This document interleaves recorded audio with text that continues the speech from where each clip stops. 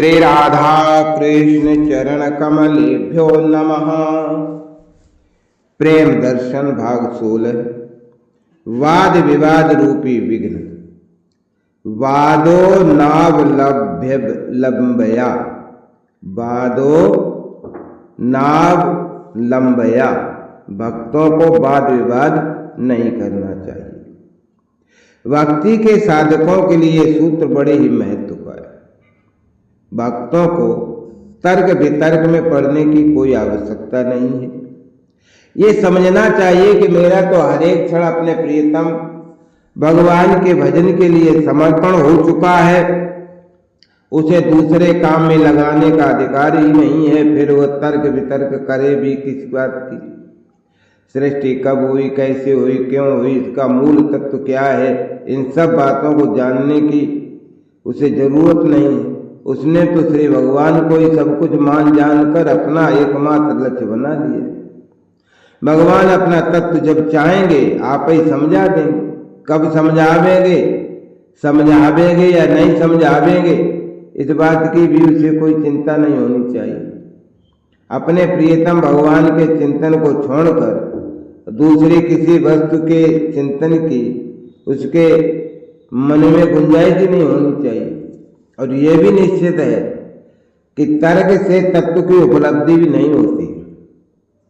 इसीलिए ब्रह्म सूत्र में कहा है कि तर्कः प्रतिष्ठानात्, तर्क की प्रतिष्ठा नहीं है।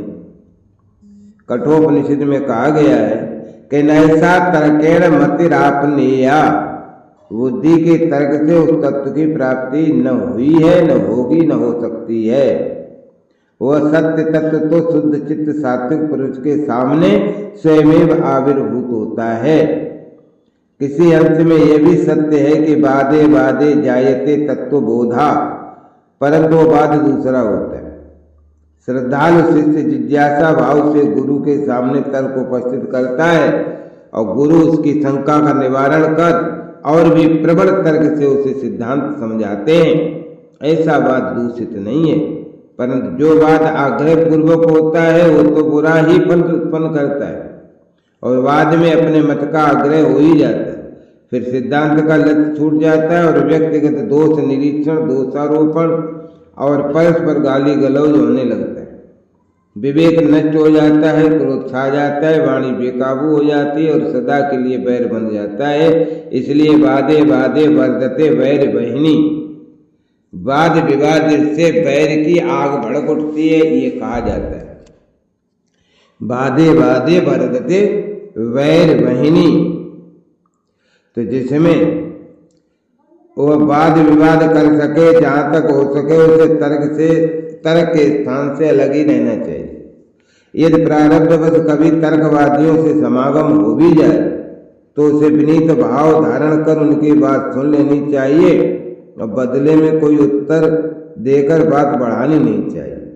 अतृणे पतितो वहिनी स्वयमेवा उपसामयत, जब आग में ईंधन नहीं पड़ेगा तो आप ही बुझ जाएगी, कहने वाले स्वयं ही थक जाएंगे।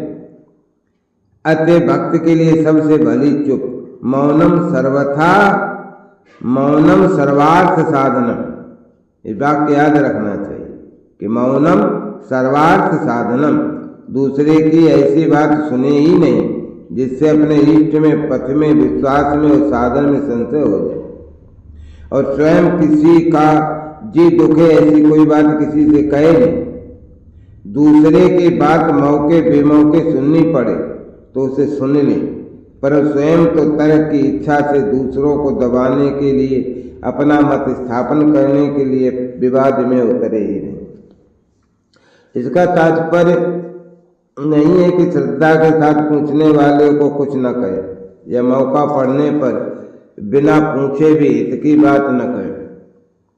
मतलब तो ये है कि विवाद में न उतरे, बस अनावश्यक बोले भी नहीं। जब बिना बोले काम न चले तो आवश्यक समझकर इतना ही बोले जितने से काम चले। बात बढ़ाकर न कहे, विवाद के भाव से न कहे, किसी का विरोध न करे, किसी की दिल लगी न करे, किसी का दोष न बतावे, किसी के हृदय पर चोट न करे, अपने या अपने मत की बड़ाई न करे, किसी की निंदा न करे,